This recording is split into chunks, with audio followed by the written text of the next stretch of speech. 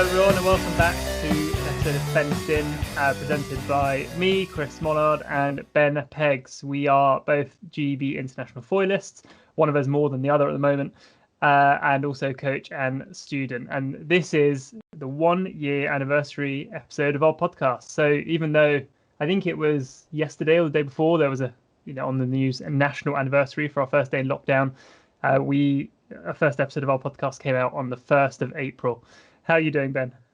I'm good, mate. And yeah, as you say, this is our anniversary. And wow, I can't believe we've been going for a year. I remember when you approached me about this pipe dream, and a little while before even the idea of lockdown, just doing a podcast. And I thought, wow, this is going to be hard to manage. And then lockdown came along, and it was the perfect excuse to delve into this. And hence the name Fenced In. I think it was. I'm hoping, and we've had some really great feedback, haven't we, from people that have kind of found this inspirational, or even just something to listen to in lockdown. So for everybody out there that has kind of supported our journey, a massive thank you. And even someone that I ran into at the Leon Paul Centre the day, I went, "Oh, Ben, love the work," and just little things like that. I really appreciate it. I'm sure Chris really appreciates it, and just the kind of the work that we put in behind the scenes on this. I say we, Chris mainly. And I just turn up and waffle a bit, but this is something that we're really enjoying. We want to do more of, and your support really encourages us to keep doing this. So as we always say at the end, do subscribe and do find us, but please comment as well. We want to hear what you guys have to say, what you guys think, and if there is anything you'd like to hear from us, or people you want us to interview, or things that you want us to research or look at. It's it's as much your podcast as it is ours, I guess. So yeah, it's nice to be here on our 1 year anniversary. Yeah, absolutely. I never thought well, that sounds awful actually. I never thought it'd go this long. That's not true. I didn't really think beyond we're going to start a podcast, but we've definitely slowed down the pace a bit. Do you remember when we started, we were doing one a week? God, that was yeah. We had nothing else to. We literally had nothing else to do. There was no training. We were allowed out an hour a day. Yeah. And I wasn't really working, so we had time on our hands. Yeah. As things opened up, things had to slow down a bit. It was every Friday, wasn't it? We'd jump on every Friday and then we'd record it, and they were coming out so fast. And now, yeah, I say it's kind of one a month, but that's just a nice, I think, way of showing that life is steadily coming back, which is good. Yeah. So if they become once every 6 months, don't worry. It just means we're doing a lot. They're joking. yeah.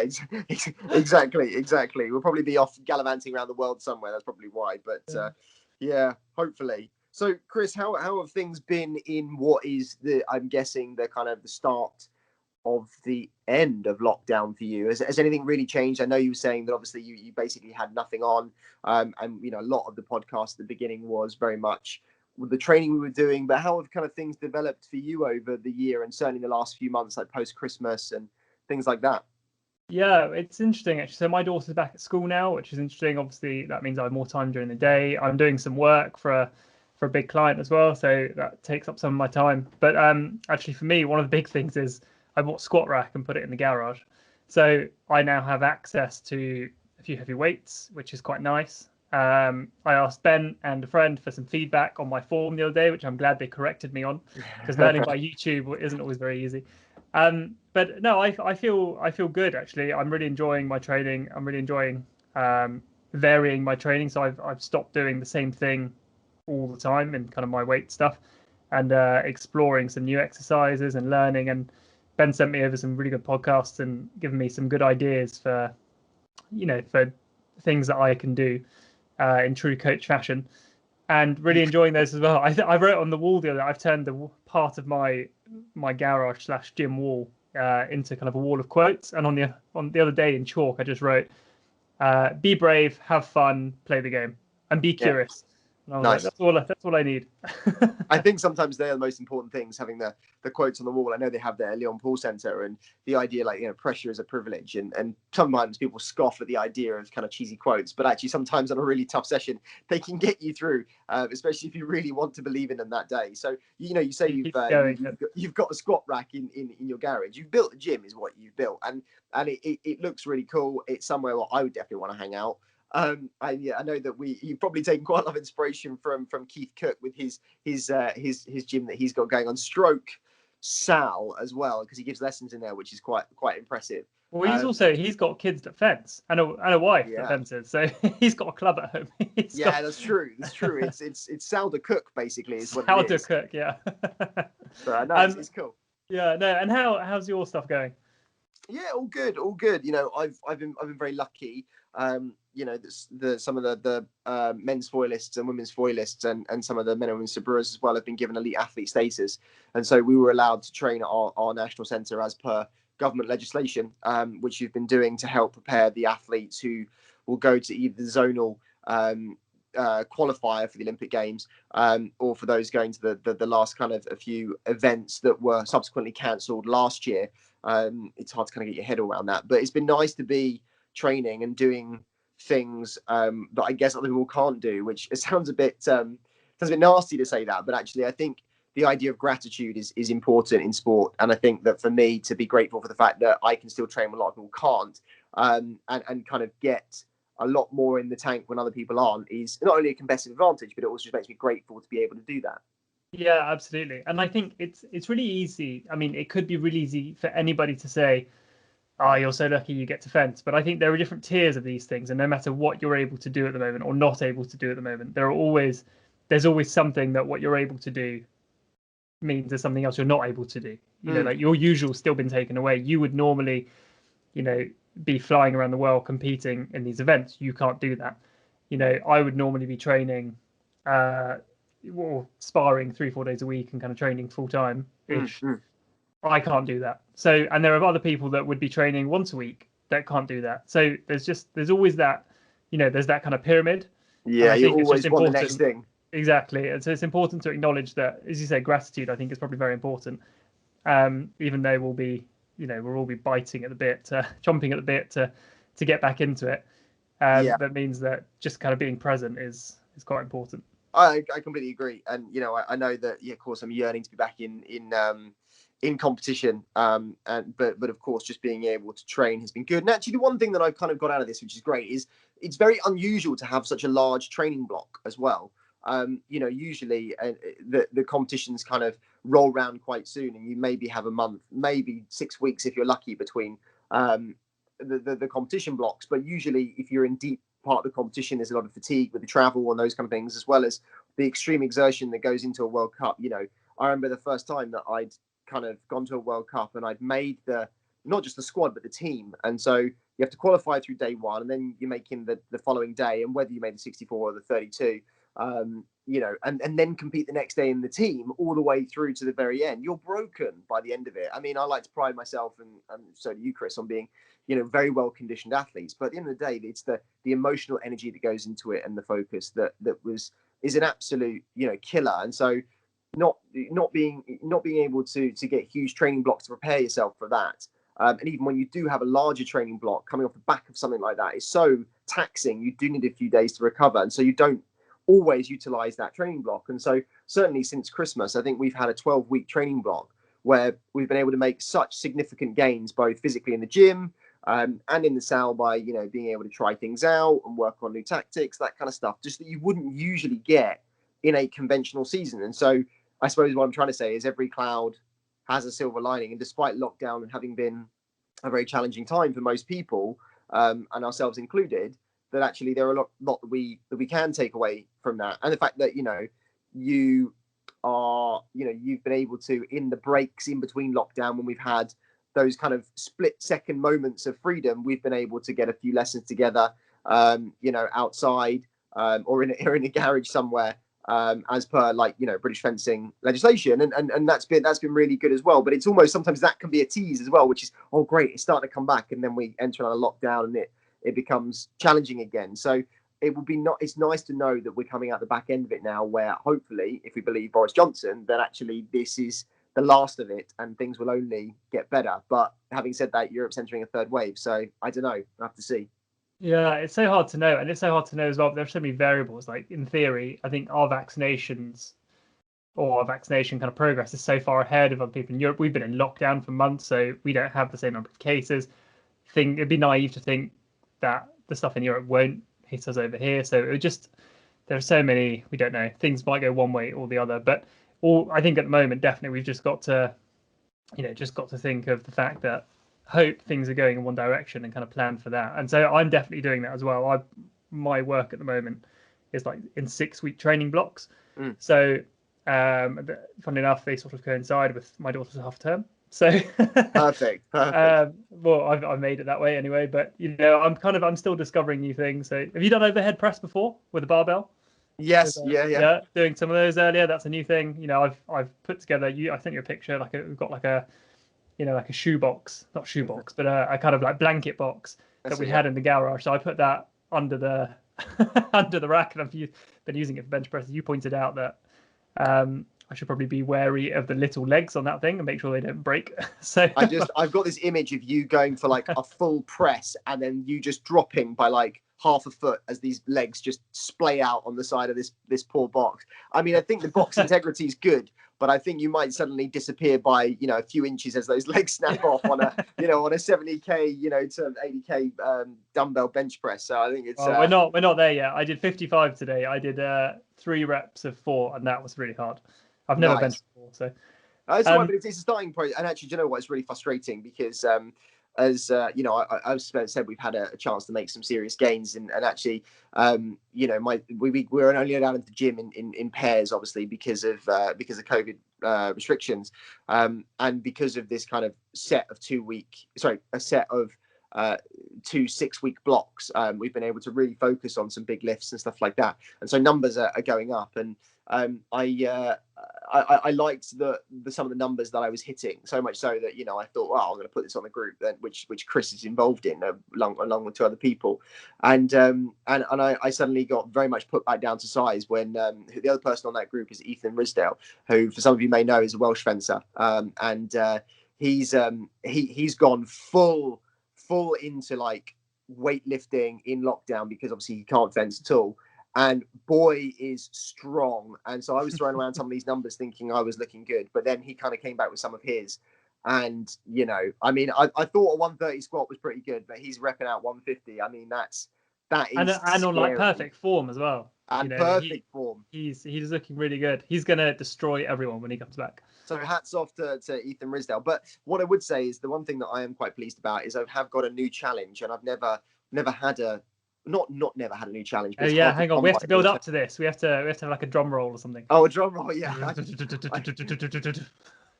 I think the new challenges are hard to come by, and as Chris and I spoke about probably at the beginning of our fenced in podcast, we were doing a lot of running because there was nothing else to do apart from that. Anyway, for those of you that follow me on Instagram and on social medias, you would have seen that my dad ran the London Marathon last year, but it was cancelled, so he had to run it virtually. Anyway, I felt quite bad. The poor guy was going to be running on his own on a really, really soggy, wet, horrible day, and he wasn't going to have the crowds cheering him on. So I thought, well, my fencing training and the running that I've been doing will hopefully help me. So I'll do half with him. So I jumped on with him about halfway round, which is still like 20. I think it's 21k. And I got to the end of it and thought, well, yeah, it was quite hard, but I could survive on that based on the 10Ks that I was doing and the other fencing stuff. So that was just about. And then not as a laugh, but as a kind of a whim, we were like, oh, well, we should all enter next year. And so I put an application in. Anyway, my brother, myself, and my dad have all been selected by Bernardo's, the children's charity that we support as a family, to run the London Marathon. So in October, the first weekend in October, I am running the London Marathon with my dad and my brother as part of Team Bernardo's, which we are really, really excited for. And it is a challenge, and with lack of competitions, it's something to aim for. So that's kind of my news. And I'm excited. That's amazing. That's congratulations and good luck. And I suppose, possibly too many unknowns at the moment, but how will that affect your training? That's the thing. I mean, I've looked at the program, and to be honest, I can probably manage it. You and I do a lot of running anyway as just part of our fencing training, but we don't tend to go over 10k, and 5k is kind of the perfect fencing, or certainly foilist based training. So I think a lot of it is not, when I've looked at the programs, not a lot of it is about hitting certain distances. It's about running for X amount of time. Now, I could be completely wrong. I'm sure there are marathon runners throwing things at the wall at the moment when they're listening to this podcast. That's my very brief overview of having skim read a couple of programs. And it's about kind of getting miles in the tank. I think what's quite nice is that as part of the club, we've been doing FCL. We've been Pavel's put in place some high intensity running that we've been doing. So for those that follow me on Strava, will see that every Saturday I'm out there doing the high intensity stuff, and that's kind of running at 90% of your heart rate for an extended period of time, followed by recovery. And so in terms of marathon running, that's called tempo running. And so from what I've looked at, one of the plans is obviously you have your kind of like recovery runs, your slightly longer runs, and then you have your tempo runs. And so I think I'm doing quite a lot of it already. There will just be the slightly longer runs that I need to focus on, and running for an hour and a half. I think the longest you and I would run doing 10K is around 40 minutes. So to potentially double that is obviously going to be quite taxing. But at the same time, I'm going to look like a lean, mean fighting machine come to the start line in October.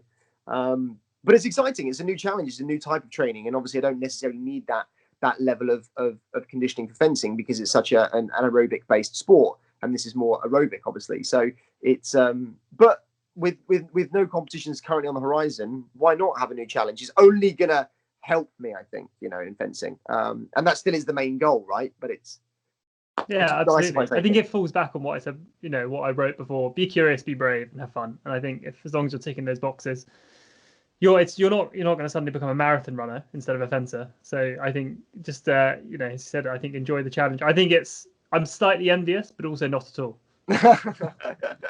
Yeah, it's a scary prospect, but I think the one thing about the London Marathon is that so many people come out to support you. And even when I was running the virtual one, there were still people tooting their horns in their car and people shouting at us and the encouragement. So I think that if nothing else, that will certainly get you round. But despite that obviously being something on the horizon, it's been good to see the return of what is fencing competitions, and it's frustrating somewhat that the whole squad weren't allowed to go to Doha, which is the men's foil World Cup, Grand Prix actually, that's running in place of what was Anaheim when it was cancelled. I think the whole squad were looking to go, but due to I think a decision by British Fencing, the government, and UK Sport, they've said, look, send your kind of the guys that are looking to qualify. So Marcus is obviously going out to Doha just to basically seal his Olympic qualification. No pressure, but he's basically there.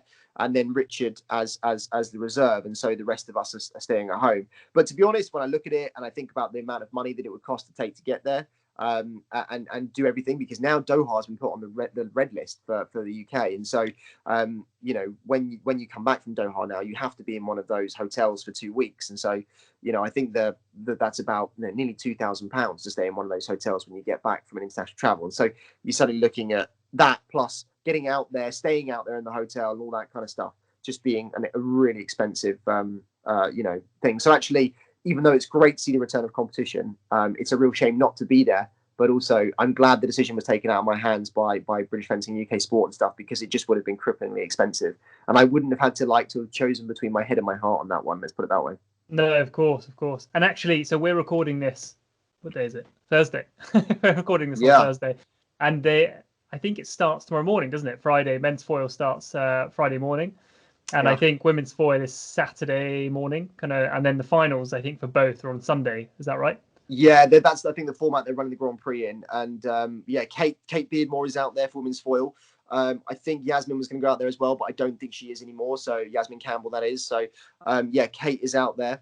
That's kind of the three foilists hopefuls. We've got Marcus, Richard, and Kate, and we're obviously, let's get Marcus over the line and qualified for the games. As I say, he's about 95% of the way there, so just a result from him will seal the deal. And for Richard, I think he wants to go out there and just enjoy a competition. And for Kate, I think this is a great opportunity, and I think you've got the zonals coming up after this as well. It'll be interesting to see who out of all the British athletes will go to the zonals. And I know before Doha, we've had Kazan just gone in Russia. That was the men and women's epee last Olympic qualifier.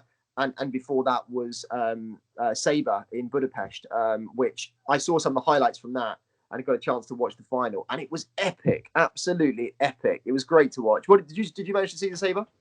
Yeah, actually, I pretty much watched all of it. I don't normally watch Sabre. I quite like high level Sabre, but I normally, I think in a normal year, there's so much fencing going on. As much as I love it, I don't have the time to kind of get round to it.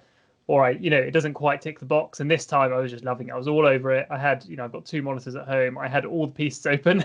Nice. like live results on my phone. I mean, kind of checking in and out. We watched with the Chromecast, we watched the finals on the TV, and it was so good to watch.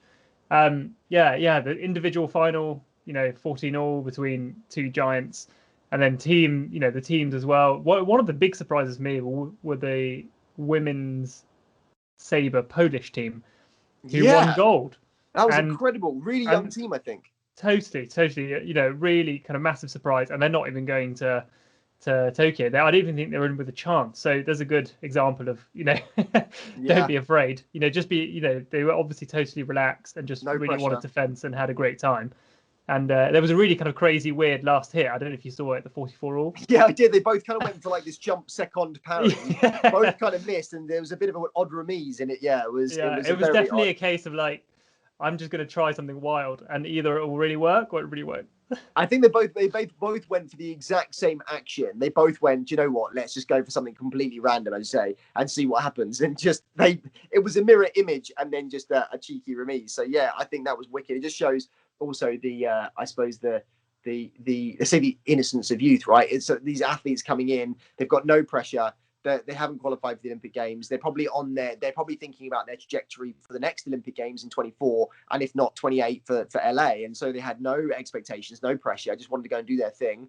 They've just performed, and it was amazing to see. And they are certainly the ones to watch. But compare that with Zhelagi, who is kind of almost a fencing veteran now, not necessarily by age, but just experience on the piste. 2 Olympic goals, individual.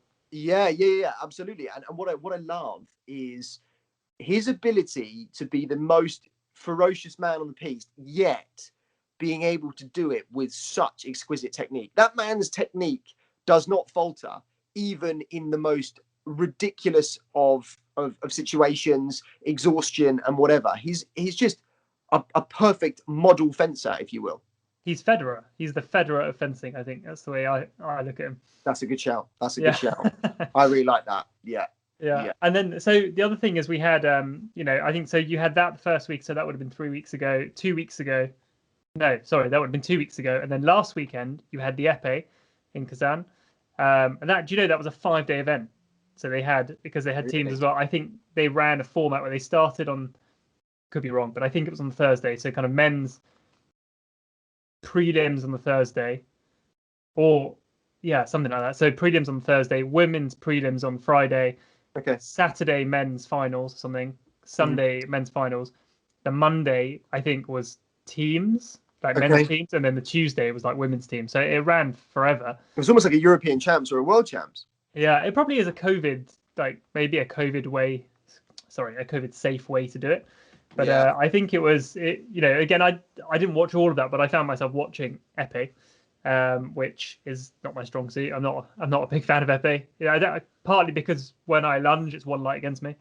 But there was a really interesting semi-final. There was I think he was, I'm going to get this wrong. Anyway, there was an Eastern European fencer who kind of made his way through the field. He found himself in semi-finals. He was 14-10 up.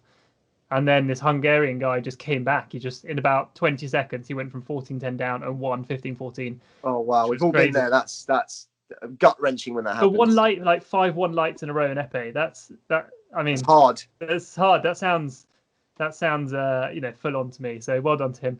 But I think it was just really good to see fencing on YouTube again. I found it very motivating. Yeah, absolutely. And I think there was, if I remember rightly, and I could be wrong, there was an Egyptian men's epee that I think made the podium, or certainly made the top 8. I want to say podium. I could be wrong. Probably best to do your research, Ben, before you start doing a podcast. But he certainly, I think, made the top 8 for sure. And it was great to see, because I know that, the last Olympic medalist from the African zone was formerly El Said, now Abdul Kassan. He's been Abdul Kassan for a while now, actually. So probably but back then, I think he was, if I remember rightly, in 2012, he may have been El Said. I'm not entirely sure, but it may have been Abdul Kassan. I'm not sure. But anyway, he was the silver medalist from London. And that was a kind of a historical moment, really. I was there. I watched it live. It was amazing. it was absolutely incredible, and he was formerly junior world champion, and to go on and produce that, as I say, one of African zone's first medals, I believe. So just it's also great to see that another Egyptian is kind of coming through the field and getting great results in another weapon, in another discipline, which is just showing that the African zone is really increasing in strength. And I also think it's probably something to say for the FIE and their incentives to broaden fencing worldwide. I remember you talked to some coaches who used to compete back in the day, and you wouldn't see an African nation at a competition. You might see a few Asian fencers. It was mainly European dominated. So it's just great to see that fencing is so worldwide now, and that you're getting people from all over the world medaling or challenging for the big internationals. So yeah, that was really good to see us too. Absolutely. And so we're both for this. So obviously we've got more of a vested interest in this weekend. You got any predictions? I think I've just got the entry list up. I think there are 152 entries, which is quite a lot actually for that's shot up, because I time. know for a while it was only sitting at about 80, 90, and that's really rocketed up in the last probably the last week. Interesting. Oh, I haven't really taken a look at it. I've just looked at the number at the top. But have you got any predictions, like who might fare? So I mean, it could be nations, it could be individuals. I'm not really in the loop with anything, but I imagine everybody's been training quite hard.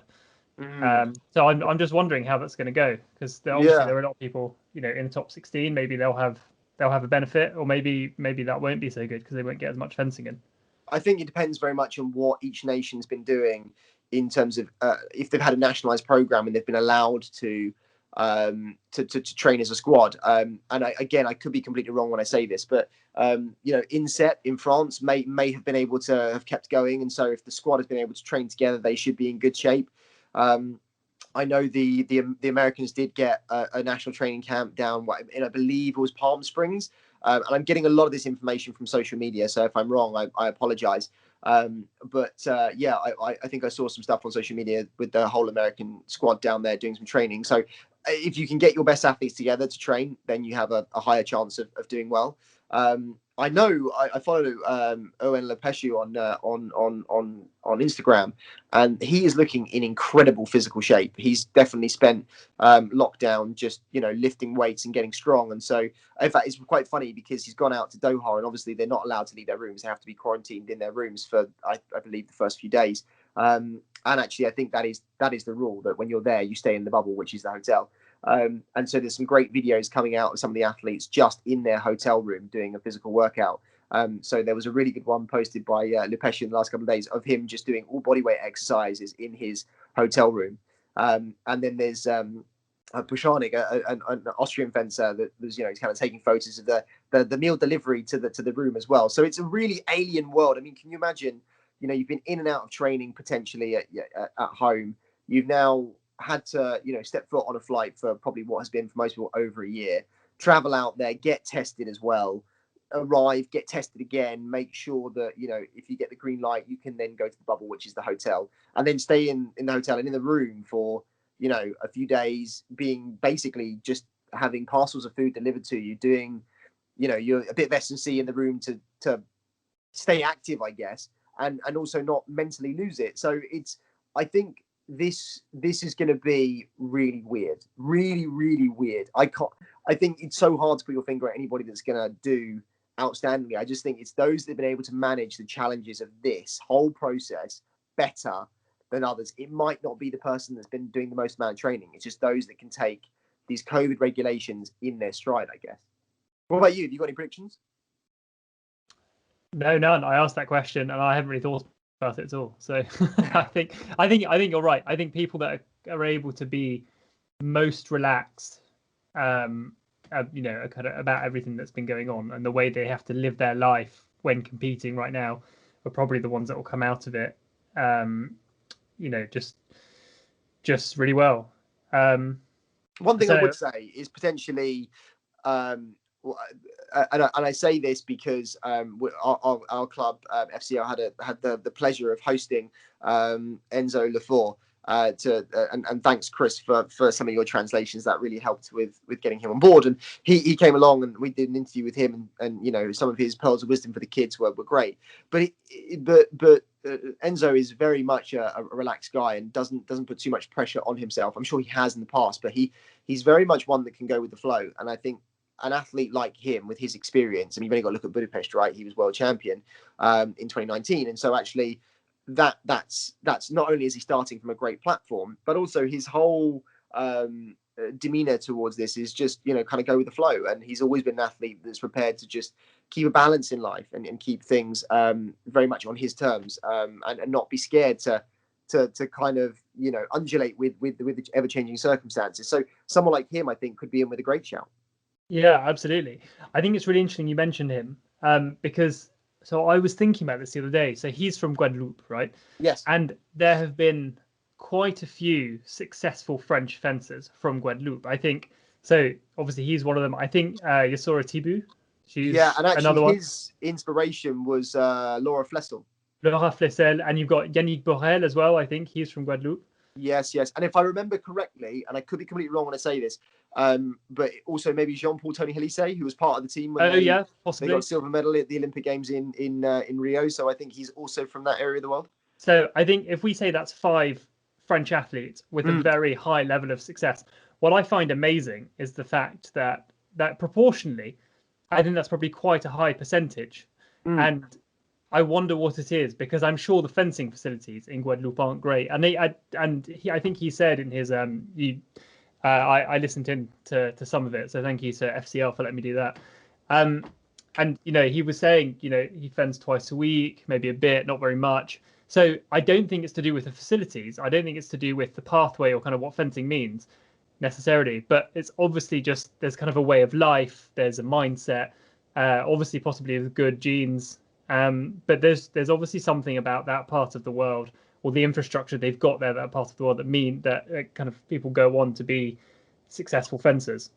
And I find that idea very, very interesting, because, as you said, it's not, you know, you would expect that fencers growing up in Paris would go on to be really successful. You know, you wouldn't necessarily, it'd probably be a bit like saying, you know, you expect people from the Isle of Wight to go on and be really successful fencers. Yeah. You know, for like the British team or something, because it would be, I might have got my geography all wrong and caused all sorts of political nightmares there. But do you know what I mean? It's kind of, it's not something you think about kind of, you know, let's find some really good fencers. We'll go there. Well, I think what the interesting thing is how many fencers come out of that small area of the world, and how many, as a proportion, are successful. Which is, as you say, if on the island you have 50 people start fencing in the year, and 5 of them end up becoming world or Olympic champions, that's a 10% turnover rate. So that's amazing, right? Because you wouldn't see that anywhere else in the world. And so I think the fact that there is even fencing there is excellent, because the French Federation have made it so. And so these young kids are getting access to fencing in a very early age. Like Enzo said that he started fencing when he was 5 years old. And I didn't start fencing until I was 10. And I thought starting 10 was relatively early. So he had 5 years on me. So the fact they have access to it so early, and the fact that they have someone to look up to. He said his inspiration was Laura Flessel. And so, you know, they've got someone who's from their area of the world that is the automatic inspiration. So they have the modeling effect is immediately there. This is the person that I want to be like. They have access to fencing, which would probably in a lot of other places around the world, somewhere that's remote as that, would struggle to have access to fencing. And then they have obviously the support of the French Fencing Federation, which is excellent. And again, I don't know that for sure, but this is kind of me piecing together some of the information that I do have. So if I'm slightly off, I apologize. But I think that is what makes a kind of winning success, which is they're starting early, they've got a good model, and they've got a good infrastructure within the whole system. And that's what's made them hugely successful. And you know, there are other factors as well. The way of life as well could be very different, very healthy way of living as well. You know, there are many different things, many different aspects. And what I quite like about this is the nature versus nurture argument is exactly that. So, but yeah, I mean, it was great to talk to Enzo, and you know, his whole attitude towards COVID has been great, and he's now a dad as well, a bit like yourself. So, you know, he's again keeping that wonderful balance in life. So I think someone like him go out there and do an incredible job. It will be good to see how the Italians are doing, because I know the Italians have had a very tough time in terms of COVID. They were one of the worst hit in Europe to start with. and even now it sounds like, when we spoke to Enzo, he said that France are going into another 2 weeks of lockdown, but I believe the Italians are going into another month of lockdown as well. So things are quite challenging. And I know in Italy, instead of having like a nationalized centre like they do with INSEP, it's a lot more club based, and they come together every couple of months to have what is a national camp.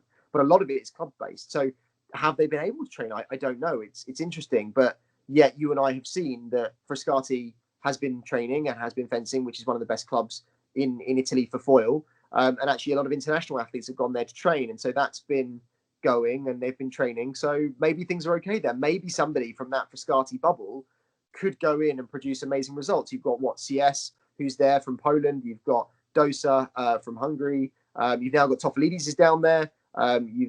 You've got Tolda, you've got Lavador, and then you've obviously got the Italians like Garozzo and people like that train there. So somebody out there could be a big contender for a medal. What does that mean for the Olympics, I wonder? So obviously these are the final Olympic qualifiers, which is why they're going ahead. And the Olympics, although possibly before the Olympics, we were saying, you said we've got zonal qualifiers, and then we've got possibly zonal championships. Is that right? So you got the zonal championships. Yes, we'll have. Well, we expect it to happen. I know that off of the back of this, there will still be some athletes that are obviously in with a chance of qualifying through their zonal qualifier. And so for those that are a bit unsure about what the zonal qualifier is, basically, to cut a very long story short, because qualification for fencing is challenging to say the least to explain over a podcast without showing you all the facts and figures and numbers. But basically, after all the teams have qualified, you then you take them out of the world ranking, and then you have 2 from Europe that automatically qualify for the world ranking, and then I believe it's 2 from Asia, and I believe then it's 1 from America, 1 from Africa. I could be wrong, maybe it's 2 from there. I believe it's 1. And then after that, then you have the zonal competition, which obviously is a zone in Europe, a zone in Africa, a zone in Americas, and a zone in Asia. And it's a competition on the day, and the person who wins that also gives themselves a point to a place at the Olympic Games. Probably one of the most pressure-filled environments I can imagine, to go out there and know that out of the 20 of you that are there, only one of you is going to the Olympic Games. That must be unbelievably challenging to deal with. So going back to what you were saying, that will take place, we think, a couple of weeks after Doha, which is the last Olympic qualifier from all the weapons. But again, obviously, you've got to throw COVID into the mix. Will it happen? Will it not happen? I don't think it won't happen. It might get delayed, but it needs to go ahead to get the last athletes qualified, and then you have your full rostrum of athletes going to Tokyo Olympic Games. And then after that, it's then the big question is, and I can only talk for men's foil because I don't know the circuit for the other weapons, but hypothetically, there are things like St. Petersburg and Shanghai, which are the last remaining events that would have just finished the season anyway. They don't count towards Olympic qualification anymore, but they are on that calendar. So will they go ahead? I don't think they will. But then the European Championships, which is used for the Olympic rankings, is put in the calendar. And so it might not go ahead, but it still is in the calendar. And so the big question mark is that going to go ahead?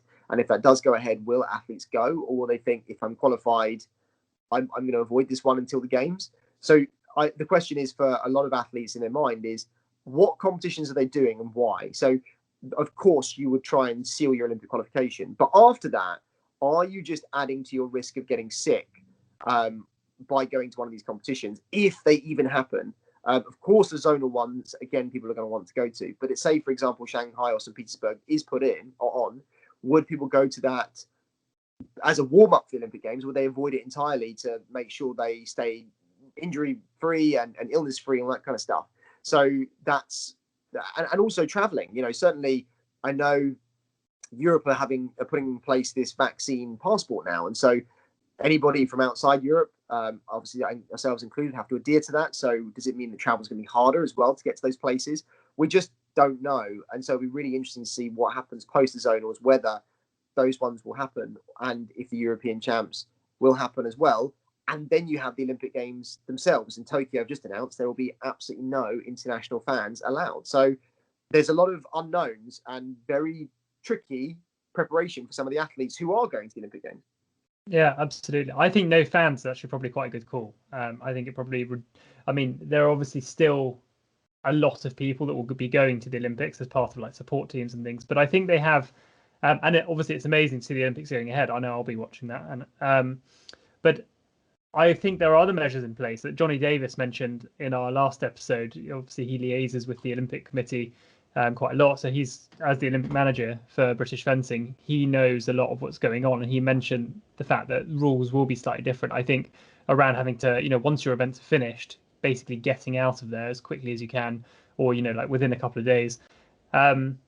So things will be slightly different. I don't imagine people have the the same experience of a multi-sport, multidisciplinary event that lasts over a large period of time. But I'm sure that won't really take away from anyone's experience. We've got a while till the game, so we can talk about it we don't have to talk about it immediately. But we did want to cover a few things, including the fact that now all medals are available for all weapons. For anybody that doesn't know, what used to happen is you would have 4 team events, so at every Olympics, and all the individual events, and then the team events that missed out would rotate every Olympics, I think. So every Olympics you'd miss 2, but not the same 2 as the ones before. So what that means now is we don't have that anymore, because there was an agreement reached that meant now all the medals can be given out for all the events. So we finally have an Olympics going forwards where every event can get every medal, which I think is absolutely fair. I think it's the right way to go. We actually had that for Rio. I think we had all the weapons in Rio. Did we? Did we have it in Rio? That was the first one. That was the first Olympic Games. Yeah. The great thing is that changes a lot of funding for a lot of organizations, because I know when a lot of people go, oh well, do we have a team event in the next Olympic Games? Yes, we do. Okay, cool. We can fund 10 athletes, and then we'll whittle that down over the 4-year cycle to get to our 4 that we will send. So it really did change the layout of certainly public funding towards that kind of stuff. So but yeah, Rio was the first one we had it at. So it'd be great to see this again in Tokyo. And obviously Thomas Bach, who's a fencer, the head of the IOC now, I think has gone some way to doing that. But you're right. What Olympic experience we were going to get? Because it could almost be like a World Cup format. It's almost like fly in, isolate for a couple of days, do your event, fly out again. As you say, it won't necessarily be the experience of an opening ceremony, a closing ceremony, spending 2 weeks in the village afterwards, that kind of stuff, and really soaking up that kind of Olympic environment, which would, I mean, look, you're still an Olympian and you still have an amazing time in those days you're there, but it's not maybe quite the same. And actually for some people that can be really beneficial. They might not get distracted by all of the Olympic movement and insanity that is the games, because there is so many distractions there, all great things, but challenging for some athletes. And so actually it might make you more focused. But I suppose for me the biggest thing is, can you imagine going through all this year, qualifying, getting there, and then the day of your event you wake up and you test positive? I mean, that would just be, I can't imagine, and be awful, crippling. Yeah, absolutely, it's true. I think people will take precautions. But actually, I just want to jump back to something. So you just reminded me, you were in Rio. So you were part of the squad that went. You were sparring partner, training partner. That's it. Yeah. So how long were you there? So I actually went out. We flew out to Belo Horizonte first, which is in the north of Brazil, and we did a training camp there for a week. And Carlos Lavador was the other training partner. So we were shacking up together, him and I. And then we trained with the guys daily at the tennis center, which was really cool. The guys did all their press stuff, and we just we had the easy job basically. We got to swan around, enjoy the Olympic movement, and be around all these top athletes, but just turn up for training for the guys. So we had it quite nice. And then we flew down from Belo Horizonte down after being there for about a week. Flew down to Rio, where I think Carlos then left us at that point. I then went to an accommodation with the other support coaches. So I think at the time it was Jemek and I think it was Dean there, who was James's support at the time, and like Di Fulcher, who was our video analysis as well. And we were all in a kind of apartment together. And I think Andre was the head coach at times. He was looking after the squad. And yeah, we were just outside the main Olympic village and also main Olympic area where the karaokas were, where the fencing was going on. And yeah, every day we went to British schools, which was a school that basically Team GB had taken over to do more training. So I went down there with the guys and trained with them. We were situated with both boxing and taekwondo, which was really cool to see. We had, I think it was Princess Anne. I want to say Princess Anne or Princess Margaret. Ooh, I'm not sure. One of the royalty came over and said hello, and that was quite cool to do.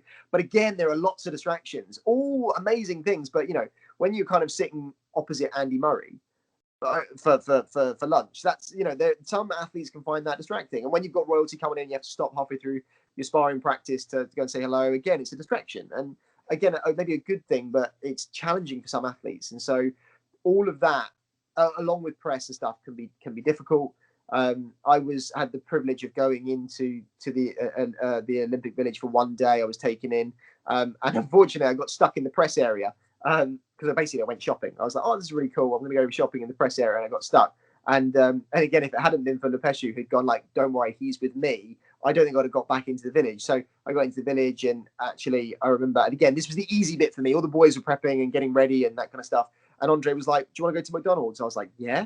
So it was free McDonald's for anybody who was there. So I think Andre did a little tour of the Olympic Village with me. You know, kind of burger in one hand, McFlurry in the other. Perfect athlete's diet. But by that point, my sparring and training with the guys was over, so I could kind of relax a little bit. So yeah, I got that half a day in the village just to see it, really, which was very kind of the guys to let me in.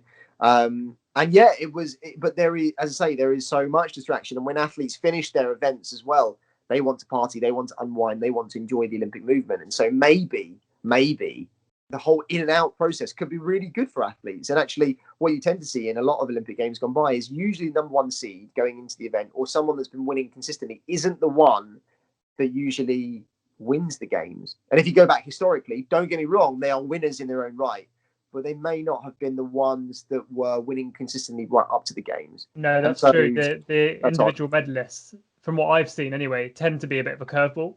Yeah. Like, I don't think anybody saw Garozzo winning before he won. Who was it before that? Was it Shenglei? Lei had a bad season going into 2012. Like, when I say bad season, I mean, if you consider the year before that, he won every Grand Prix that year.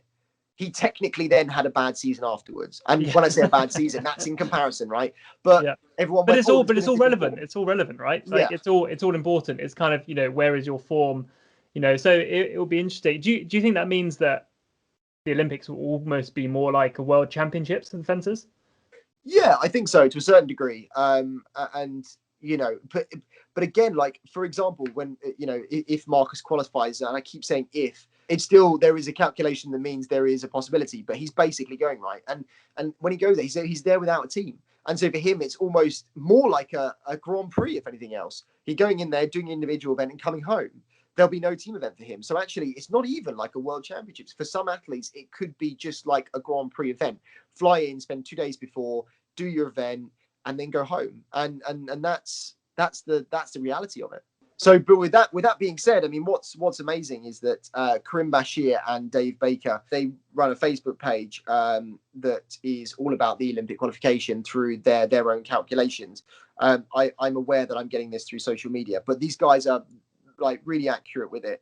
So I think for the most part we can kind of bank on this being correct. But obviously this is only correct of us on the day saying it, because obviously things can still change between now and then. But for example, you know, women's epee, the final team rankings, by the looks of things, the top 4 qualifiers are China, Poland, Russia, and South Korea, which is really, like, certainly for some other weapons to hear. You know, like, for example, China being number 1 in the rankings, like for men's foil, if you kind of go back 8 years, that's completely understandable. But now China are not that high in men's foil. And so for China women's epee to be number 1 qualifier is incredible. And actually, you know, the extra qualifier for Europe for women's epee is Estonia, which for men's foil, there is no real Estonian team. So it's really interesting to see some of the nations that have qualified. So then we've got the men's epee teams as well. So at the moment in time, it's looking like France, Italy, Ukraine, and Switzerland are the top 4 that will be qualifying, with South Korea as the zonal qualifier, and China as the additional qualifier, Russia, and then United States. So actually, that's looking like their top 8. So, but again, for Switzerland to be in the top 4, I mean, we know that Switzerland have got a very strong epee team. So, but again, like for men's foil or for women's foil, you don't see the Swiss. So it's great to see such a smorgasbord of teams from all over the world competing at the Olympic Games. For Sabre at the moment, it looks like you've got South Korea qualifying as number 1, followed by Hungary, and then Italy, and then Germany. What's amazing at the moment in time, France don't look like they're going to qualify for men's sabre, which is crazy, because France are one They of haven't the actually. I think it's determined. They haven't qualified. There'll be one individual, but there won't be a team. Yeah, you are correct. Yeah, So, they're not qualified. yeah, that's nuts. So And there is the actually Egyptian team have qualified. That's great to see. Yeah, so it's South Korea, Hungary, Italy, and Germany are the top four, and then you've got the additional qualifiers by zone are Russia and then Iran, which is incredible. France have not qualified, and then followed by United States as a zonal qualifier, and then Egypt from the African zone. So that's amazing to see. And then just as a final one for the women's sabre team. And the reason why I'm going through teams is this is the first protocol of athletes that get selected off of it through the team rankings, and then the individuals we still have to think about, because obviously you've got the zonal qualifiers. But for team, we've got women's sabre teams. You've got Russia number one going, Italy, France, and South Korea. The European qualifier is Hungary. And then unfortunately Ukraine in sixth just miss out. And then from the United States, you've obviously got the USA. Also, it's from the America zone, you've got USA. And then from Asia, you have got China. And then from the African zone, you've actually got Tunisia for women's sabre, which is really interesting to see. So, yeah, like a great selection of teams across the world, and really interesting to look at other qualifiers. And so it'll all be the individuals to play for based on the zonals as well. And it'll be really interesting to see what the final qualification is for men's foil. I know that unfortunately we were just pipped by the Germans, but as a team. But it'll be really interesting to see what the final was. Actually, no. In fact, actually the teams are done, because this last one is a Grand Prix. So there's no team events. The teams are already sorted. Yeah. Sorry, that's my mistake. Yeah, so we were sorted a long time ago. So now it'll be based on the individual results. Absolutely. And so there are a couple of places, if you want to know more about that, so there's a whole podcast about that. I think it's called Tokyo 2020 podcast. There's also a Facebook group or page, which I think Ben is currently on, which talks about this in more detail. Facebook.com/fencing Tokyo. And there is actually the FIE have set up a website, a qualification website as well, which I came across the other day, tokyo2020.fie.org/qualification. Which I think talks about the same things. I actually don't know if that's independent to Kareem and Dave. Either way, I think it talks about the same stuff, but I think it's a bit behind the curve. So I think the Facebook group is, I've checked often in the evenings after an event. It's kind of in real time. So they're obviously really on the ball, and they want to, they're really excited to show that progress is there. So if you want something really official, I think go to the website. If you want something more up to date but equally correct, then go to the Facebook group. Absolutely. So basically, you've got so many places to get all your information from, and as I say, our information is pretty accurate based on this moment in time. But unfortunately, like anything else, as time moves forward, things change. So, but yeah, it's great to see, and I think you and I will be certainly tuned in at the weekend to watch the Doha results coming in. We're really excited for our next guest, which we won't give away. But a long-standing top men's foilist who also has an important announcement as well, which we're looking forward to. So we will absolutely bring you that hopefully in the next couple of weeks. And then also we have a new organisation that has come about in the last 6 months, which I'm a part of, which we'll also be interviewing in the next couple of weeks as well. But remember to subscribe, review, and definitely comment on whatever platform you get your podcast from. If you're not sure where to go on my Instagram page. I've got a Linktree hyperlink there that you can jump onto to find it. We are Fenced In Podcast at Fenced In Podcast on both Twitter and now on Instagram as well, Chris. Now on Instagram. Surprisingly, numbers on Instagram go up higher. As somebody that doesn't understand social media and isn't really on it, I found it interesting that how many more people kind of liked and followed on Instagram than Twitter. Instagram is a big one. Twitter's getting a bit old these days. I mean, next, if you dare go on TikTok, you're on trouble.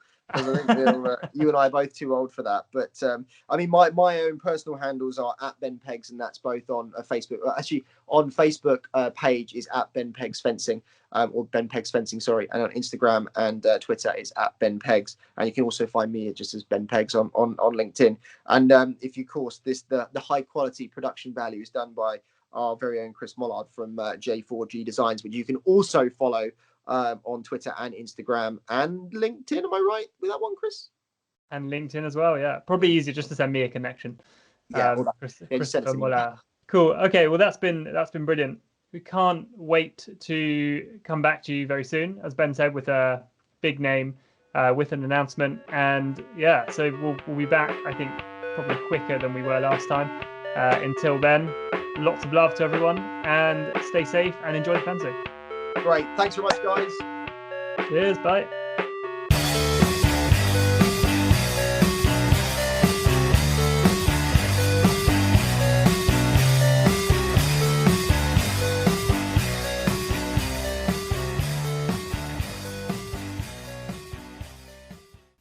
The Fenced In podcast has been created in association with J4G Design, your one-stop user experience agency for all things digital, websites, graphic design, and technical support.